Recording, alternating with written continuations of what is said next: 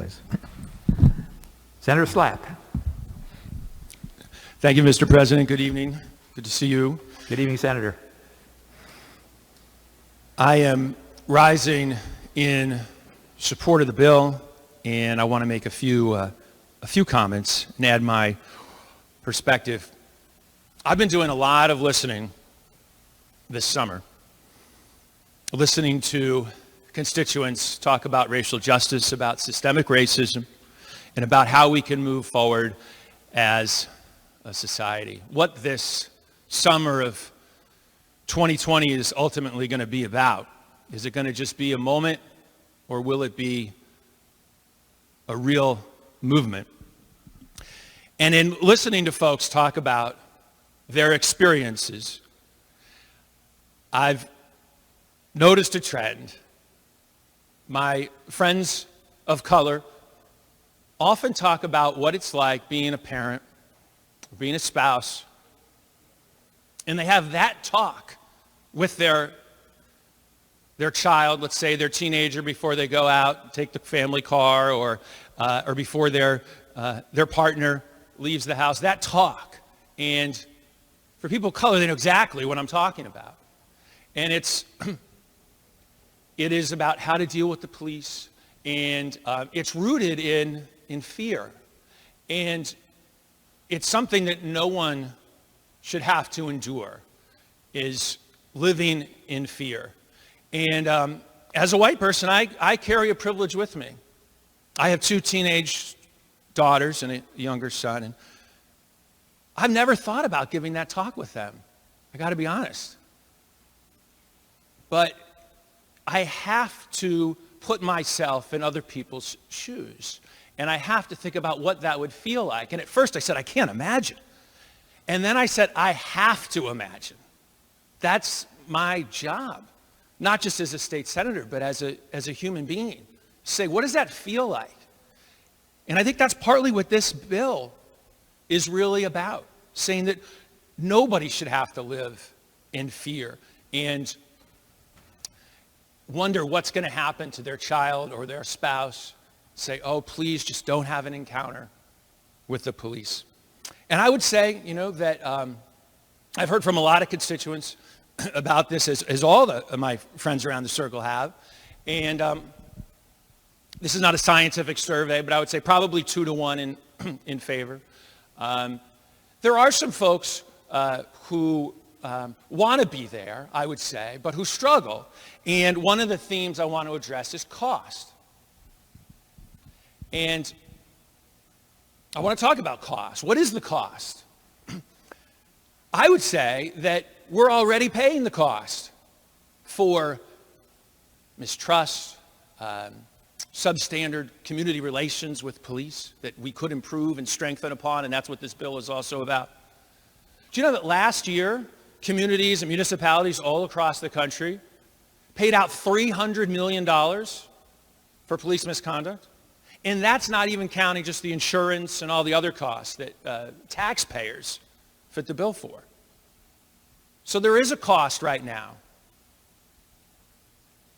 Beyond that, if we look at just the racial wealth gap, and this bill touches on that a little bit. It's not precisely what the bill is about, but at the end of my remarks, I will tie it together.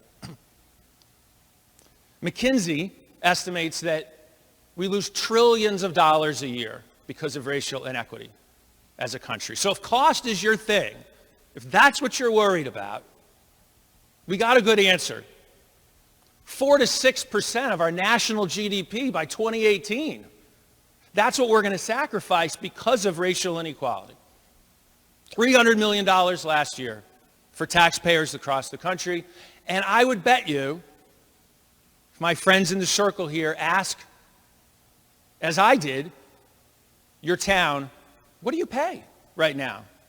There is a cost, right, for either police misconduct or insurance. And I would say that this bill is going to strengthen community relations. And it's going to help weed out, we hear about those few bad apples. I believe that 99.9%, whatever the percentage of our police officers, are good public servants who are acting in good faith. And this is not an anti-police bill, but this is going to help, I believe, reduce costs. and strengthen trust. But let's put that aside for a minute in terms of the cost. Let's assume, for just sake of an argument, that there might be an increased cost, right, to, let's say, an individual taxpayer.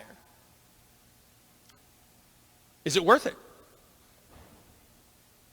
So again, putting ourselves in other people's shoes, don't we have to say that if we were the ones who were living in fear every time our son or daughter or spouse or brother or sister, you name it, left the house, hoping and praying that they would come back, just like the police officer families, by the way, and we have to do right by that. And there's two sides of this, but I think everybody wants the same thing. They want their loved one to come home. And I wonder, though, with this bill, that would folks who are saying, well, wait a minute, it costs too much, would you say the same thing if you were a person of color and you had that same fear? What would the price be? How much would be too much?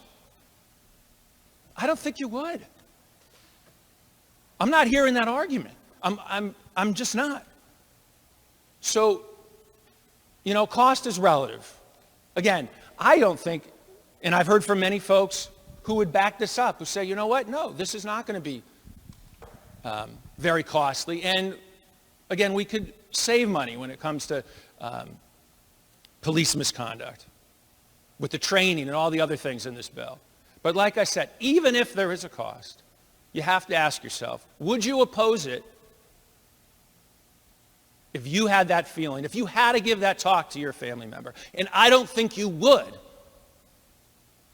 if you had to do that. I do not think you would based on cost. One more thing I want to touch on. And it's Martin Luther King Jr.'s letter from a Birmingham jail, 1963. And he wrote about his frustration with the moderate white. And he wrote about how frustrating it is to say, I'm totally with you. I'm right there. I'm with you. And we got the same goals. I'm paraphrasing, obviously. He was much more eloquent than I am. But I just can't agree on your methods.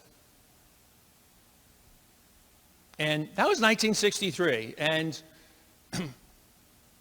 I'm thinking about that quote and that letter a lot this summer, and certainly the past few weeks as I was really digging into the details of this bill. Another part of the letter, he says, I had hoped that the white moderate would understand that the law and order exists for the purpose of establishing justice, and that when they fail in this purpose, they become the dangerously structured dams that block the flow of social progress. Dangerously structured dams, right, that block the flow of social progress. That's what Dr. King said when law and order is not upheld. I say to the circle, let's break the dam. Let's be a national leader. Let's attack systemic racism. Let's have this be the beginning. Let's work together, roll up our sleeves. Let's address as soon as we can inequities in education, in healthcare, in housing. Wait, we can do this together. And this can be the beginning, the breaking of that dam. And when we look back in 2020 and we say, what was this summer about other than COVID? About racial justice. What did we accomplish? Did all we accomplish was getting the NFL team that plays football in Washington to change its name? Is that it? We hoisted the Black Lives Matter flag up over the Capitol. That is fantastic. But that's not the end. This is important, this bill.